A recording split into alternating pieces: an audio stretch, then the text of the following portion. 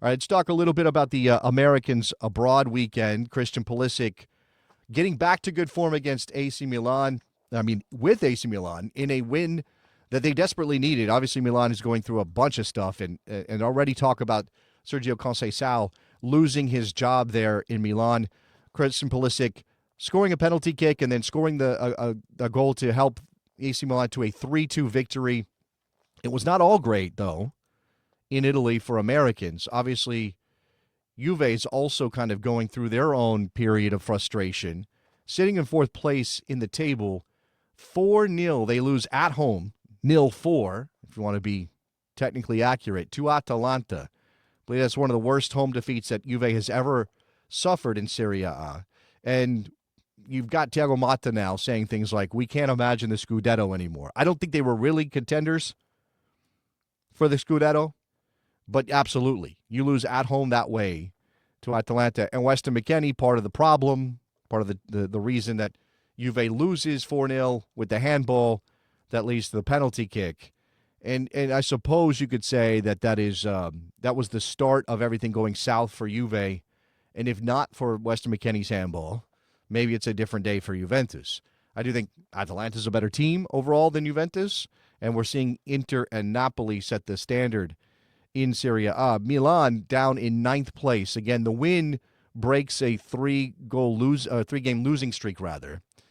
So you had the own goal to set up Milan's comeback, but then Pulisic from the penalty spot, and then the back post run to score the goal that helps Milan. I don't think there was ever, for me, I was never overly concerned about the Christian Pulisic situation at Milan, because although there was that question of whether or not Conceição was botching it by playing João Felix through the middle and preventing Christian Pulisic from being in his best position, and you wondered if that was going to continue, and if Pulisic wasn't producing when he was on the field in a position, in that right wing position or wherever he was lining up, would there be sort of justification for keeping him out of the lineup, or would this end up being something that ultimately caused his time at Milan to go sour the way things went sour at Chelsea?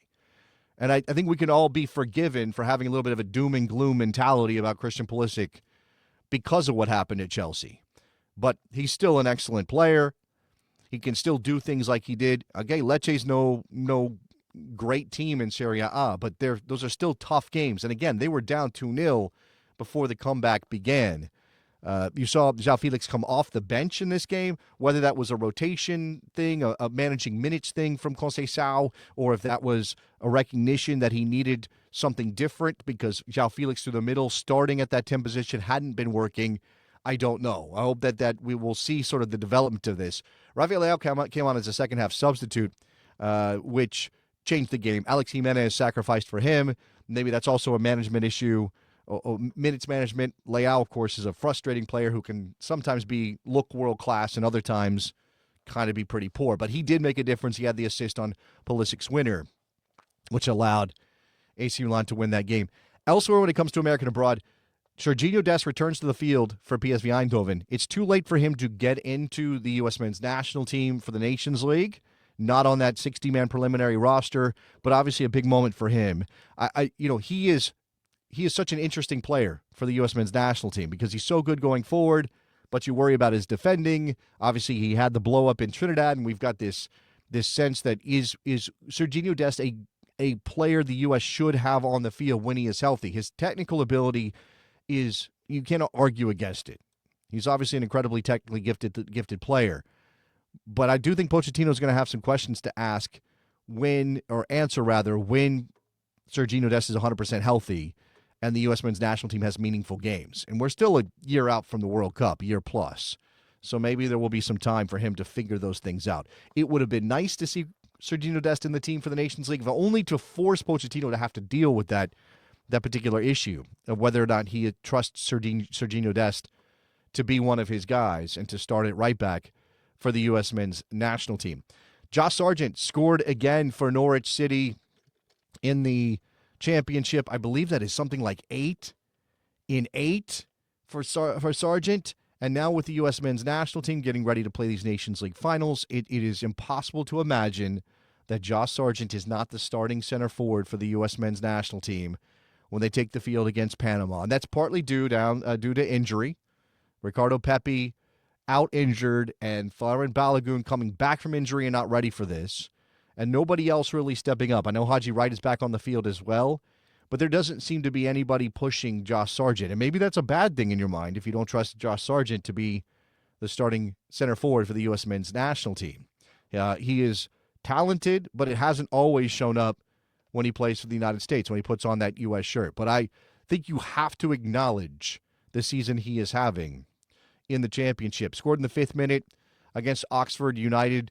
If you're wondering, Norwich is drifting a bit. 49 points, 10th position in the championship. They got a long way to go if they want to make it into those promotion playoff positions. They are 6 points back of West Brom, who is currently holding the last playoff spot, with Bristol City, Blackburn, and Middlesbrough between Norwich and West Brom. So they not only have to, pick up some points, and they've got. It looks like they've got 6 points out of the last 4 games, and that's just not going to do it in the championship, especially when teams like Coventry City are on heaters and just winning games hand over fist at this point. So again, whether or not Josh Sargent will get a chance to play in the Premier League and level up next season may depend on Norwich City getting promoted, although I think it's always a reasonable possibility that his form and the goals that he is scoring will get him an opportunity to maybe move up via transfer. 25 years old. Let's not forget he's still a fairly young player, Josh Sargent. I'd love to know if people are excited to see Josh Sargent in the U.S. men's national team. Let me know in the comments. Like, are you somebody who thinks this is the moment for Sargent to grab his opportunity when the U.S. plays Panama and whoever next, hopefully after beating Panama in the Nations League final? Again, Laurent Balogun at his best is an enticing prospect, but he hasn't been at his best, and he certainly hasn't shown up enough for his club team to give us full confidence that he's going to turn that over into a national team performance. We know what Ricardo Pepi can do when he comes off the bench for PSV Eindhoven, and he's played pretty well for the United States when given the opportunity. But he's still not the complete product because of the club situation that he has. And there's really nobody else, again, sort of at that same level where you're talking about, I'm really excited to see what that player can do. Agyemang is still a young player playing in Major League Soccer, has yet to score in the 2025 season. Maybe that's not the end of the world, but again, I think we got a little bit overexcited because of the goals that he scored in the January camp. Outside of that, it kind of becomes questionable. I mean, again, I mentioned Haji Wright in the championship. If Daryl Dike was back healthy and completely fit and scoring goals, maybe we'd be talking about him, but that's not where he is. Again, it's been a difficult run for him fitness-wise, or his health. He came on as a substitute, Daryl Dike, for West Brom in a 1-0 win over QPR on Saturday. So he's getting back on the field, but he's not ready yet. And until we see a long run of Daryl Dike playing significant minutes and scoring goals, he can't be the guy that we imagine starting for the U.S. And remember that Daryl Dike is 24. And we have a bunch of guys in this 22 to 25 range. Agyemang is 24 years old. I mean, we're not talking about 18, 19-year-olds who are making a case for themselves and look like they're ready to make the jump. We're talking about players who should already be sort of fully formed goal-scoring center forwards if they're going to give you the kind of goals you need for the U.S. men's national team.